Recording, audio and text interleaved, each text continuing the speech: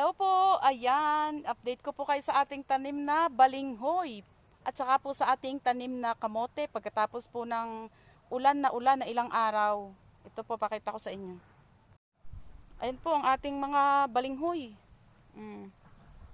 Ayan, medyo lalayo po ako para makita nating lahat. Ayan po, pag ganyan. Ayan po ang mga balinghoy natin. Medyo humilig po kasi po ay lumambot ang lupa. Ayan po, medyo humilig po ang ating balinghoyan. Medyo pahiga na po siya. Ayan. Kailangan po siguro sa susunod ilagyan natin ng suhay o suhayan. Ayan po.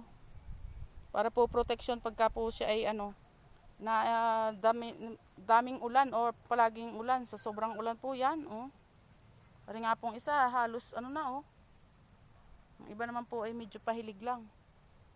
Meron po tayo dining paru-paro. Hello. Ayun po. Lumipad siya.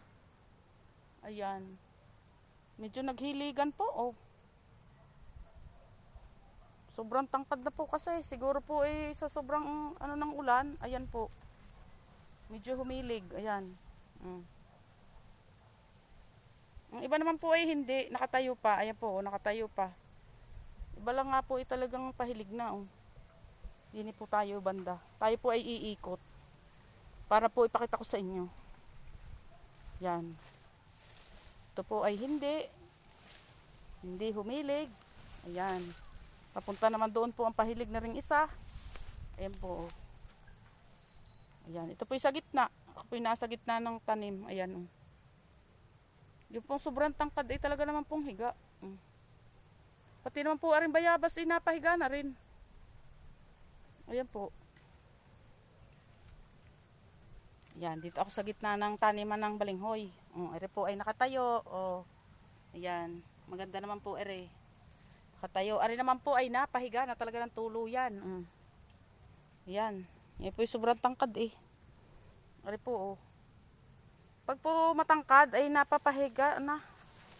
Ayan, are po ang bayabas. Bumagsak. Nako.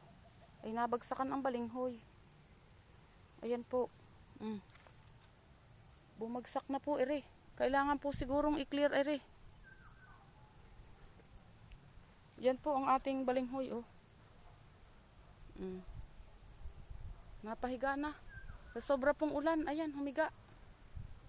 Ayan na po. Ito na lang natirang matangkad na isa. Ayan, nasa gitna. Yung pong iba ay ayan, naghigaan na. Yan po, yung sobrang tangkad. Siguro naman po ilalaman din yan kahit nakahiga ng ganyan. Kasi nasa lupa pa rin po. Ayan.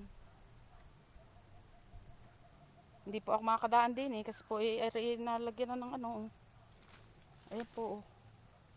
May nabagsakan tayong ilang puno din ng balinghoy. Humiga na ng tuluyan. Gawa po nitong bayabas. Ito po yung dating pinapakita ko. Yan po ay damo. Maganda po, bulaklak Bulaklak po niya iyan. Ayan, dito po yan sa ating balinghoyan. Ako po ay doon na sa kabila at hindi po makakadaan. Meron pong bumagsak na bayabas. Ayan. Lalabas tayo din Punta tayo doon sa kabila. Iikot po tayo. Ayan, din po. Ayan. Ayan, dito naman po tayo sa kabilang side. Ayan po Yung dati po tayo-tayo at napakatatangkad. Ngayon po ayan, napahiga. Sa sobrang ulan. Lumambot po ang lupa. Ari pong isa nabunot na ay wala pang laman. Yan po Kapiranggot pa lang ang laman. Napahiga na ang tuluyan, nabunot. Ayan po Ayan, wala na pong ulan ngayon. Panaka-naka na lang po ang ulan. Hindi po kagaya ng isang araw na talaga naman pong sige ng ulan. Ayan po ang ating update sa ating balinghoy. Ayan po Aalisin po namin yung bayabas na yan para po hindi masira yung ating tanim na balinghoy. Ayan lamang po ang ating update sa ating balinghoy. At din naman po sa ating mga kamote ay kumakabag na po at pwede ng panalbusan. Kinakabagan na rin po ng mga damo. Ayan po May mga damo na rin po Ayan. mga ano na po. Ayan oh. Yung mga talbos po, may kumakain po. Ayan. Yan po ang ating update sa ating tanim na balinghoy at saka po sa ating tanim na mga kamote. And lamang muna po. Thank you, thank you. Like, comment, and share. Bye-bye.